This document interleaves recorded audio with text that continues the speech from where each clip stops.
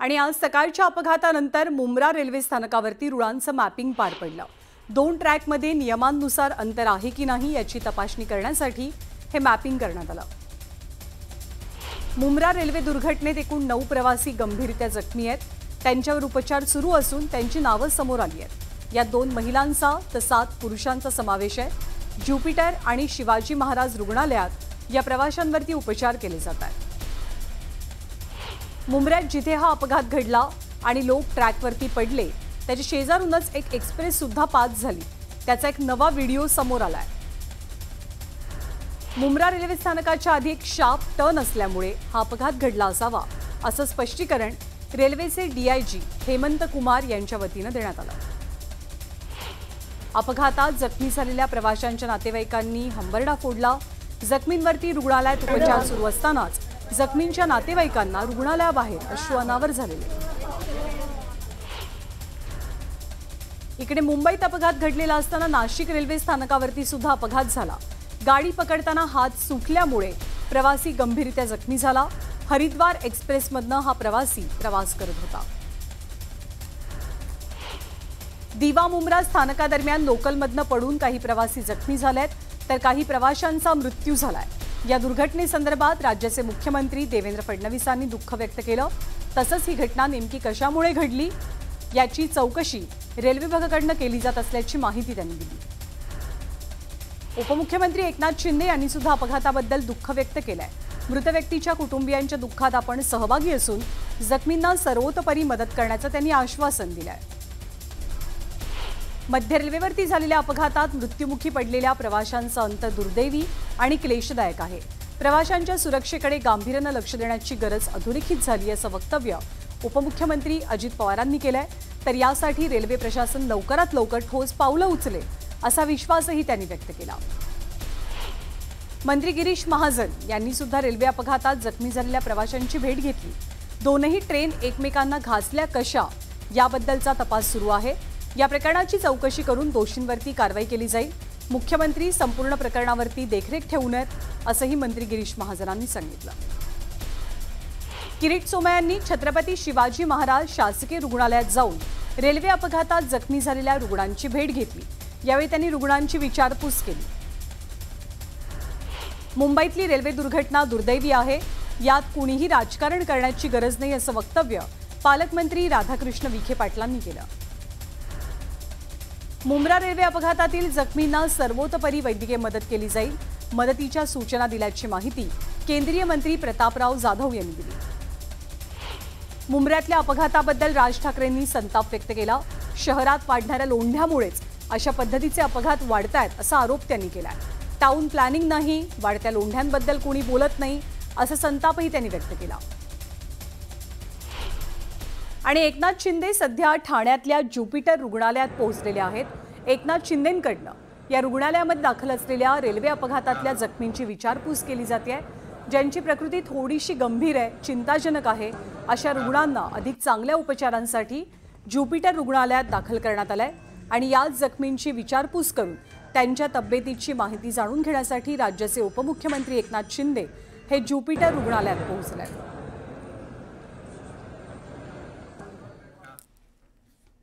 आणि या घटनेनंतर रेल्वे मंत्री अश्विनी वैष्णव यांनी राजीनामा देण्याची मागणी जोर धरते आहे। पण रेल्वे मंत्र्यांचा राजीनामा मागण्यापेक्षा रेल्वे मंत्र्यांनी गर्दीच्या वेळेत लोकलमध्ये शिरून दाखवावं असं खुलं आव्हान राज ठाकरेंकडून दिलं जात आहे। तर गर्दीच्या वेळेस फिरल्यावरतीच त्यांना प्रवाशांच्या खऱ्या वेदना कळतील असं संतापही राज ठाकरेंनी व्यक्त केला।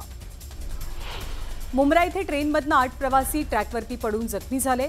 यावेळी श्रीकांत शिंदेंनी कळवा रुग्णालयात जाऊन जखमींची विचारपूस केली। देशभरात आणि मुंबईत घडलेल्या रेल्वे अपघाताची नैतिकता स्वीकारत रेल्वे मंत्र्यांनी राजीनामा द्यावा अशी मागणी हर्षवर्धन सपकाळ यांनी केली आहे। मात्र खासगीकरणात व्यस्त असलेल्या रेल्वे मंत्र्यांपर्यंत राजीनाम्याची मागणी पोहोचणारच नाही, उलट एखादं तांत्रिक कारण ते पुढे करतील असा आरोपही त्यांनी केला।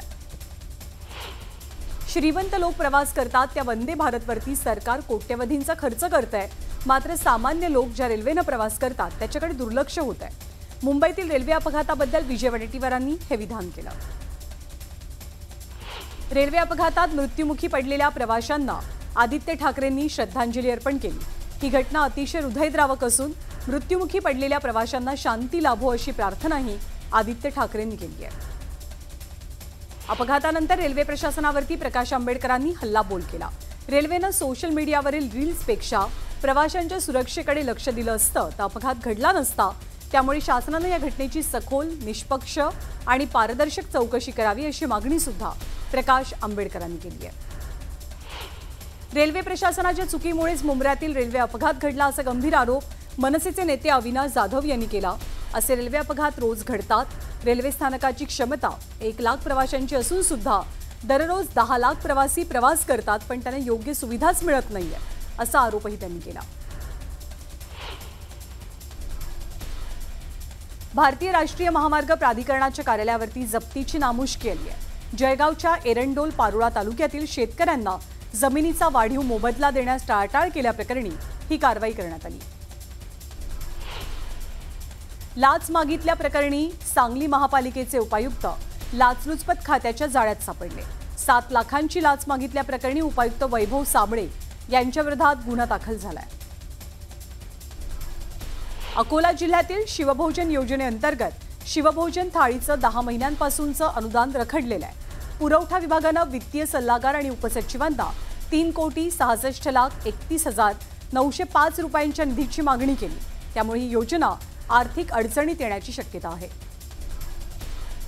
शनी शिंगणापूरमध्ये शनिदेवाच्या शिळा परिसरात फोटो आणि व्हिडिओ काढण्यास मनाई करण्यात आली आहे. ऑनलाईन दर्शनाच्या माध्यमातून पैसे उकळण्याचा प्रकार थांबवण्यासाठी हा निर्णय घेतला गेला. अजित पवारांनी पुन्हा एकदा शरद पवारांच्या शेजारी बसणं टाळलंय. VSIच्या कार्यक्रमामध्ये शरद पवारांच्या शेजारी असलेली आपल्या नावाची पाटी अजित पवारांनी बदलली, मध्ये एक खुर्ची रिकामी ठेवली आणि मग स्वतःची पाटी पुढे ठेवल्याचं समोर आलं. शिवसेना, ठाकरे गट आणि मनसेच्या युतीसंदर्भातली सगळ्यात मोठी अपडेट समोर आली आहे. उद्धव आणि राज ठाकरेंची परदेशात भेट झाल्याची माहिती सूत्रांकडून दिली जाते. दोघंही गेल्या महिन्यात एकाच वेळेला परदेशात गेले होते आणि तिथेच युतीबाबत त्यांच्यात चर्चा झाल्याची माहिती आहे. जयंत पाटील यांनी उबाठा आणि मनसे युती आणि महाआघाडीतल्या सहभागासंदर्भात रोखठोक प्रतिक्रिया दिली. यावेळी त्यांनी राज ठाकरेंचं कौतुक केलं. राज ठाकरे आघाडीमध्ये आले तर आघाडीची ताकद वाढेल. राज ठाकरे चांगले आणि प्रभावशाली व्यक्ती आहेत, त्यामुळे त्यांना सोबत घेण्यात गैर काहीच नाही असं जयंत पाटलांनी म्हटलंय. आगामी स्थानिक स्वराज्य संस्थांच्या निवडणुकांच्या पार्श्वभूमीवर सत्ताधारी पक्षांबरोबरच वंचित आघाडी सुद्धा मैदानामध्ये उतरली आहे. धुळ्यात वंचितनं आढावा बैठक घेतली. या बैठकीत मोठ्या संख्येनं पदाधिकाऱ्यांनी हजेरी लावली. मुंबई महानगरपालिका निवडणुकीच्या पार्श्वभूमीवर सिद्धेश कदमांनी पदाधिकाऱ्यांची आढावा बैठक घेतली. यावेळी मुंबई पालिकेवरती शिवसेनेचा भगवा फडकवण्याचा निर्धार व्यक्त झाला. कोल्हापूरमध्ये शिवसेनेनं सतेज पाटील यांना धक्का दिलाय. शारंगधर देशमुख आपल्या कार्यकर्त्यांसह शिवसेनेत पक्षप्रवेश करण्याची शक्यता आहे. आपलं ट्विट म्हणजे एका भावानं दुसऱ्या भावाला दिलेला सल्ला होता. नितेश राणेंनी आपल्या ट्विटबद्दल नितेश राणेंबाबत केलेल्या ट्विटबद्दल निलेश राणेंनी आता स्पष्टीकरण दिलंय. चंद्रपूर जिल्हा मध्यवर्ती सहकारी बँकेच्या निवडणुकीची प्रक्रिया सुरू झाली आहे. काँग्रेसचे विजय वडेट्टीवार आणि प्रतिभा धानोरकर यांनी बँकेच्या संचालक पदासाठी उमेदवारी अर्ज भरलाय. 21 संचालकांच्या निवडीसाठी 10 जुलैला निवडणूक पार पडेल.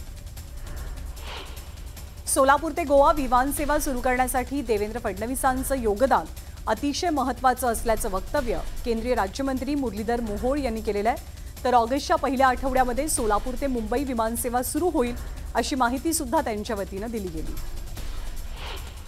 वर्ध्याच्या पुलगाव आगारात 5 नवीन एसटी बसेस दाखल झाल्यात. यावेळी आमदार राजेश बकानेंच्या हस्ते एसटी बसेसचं लोकार्पण पार पडलं.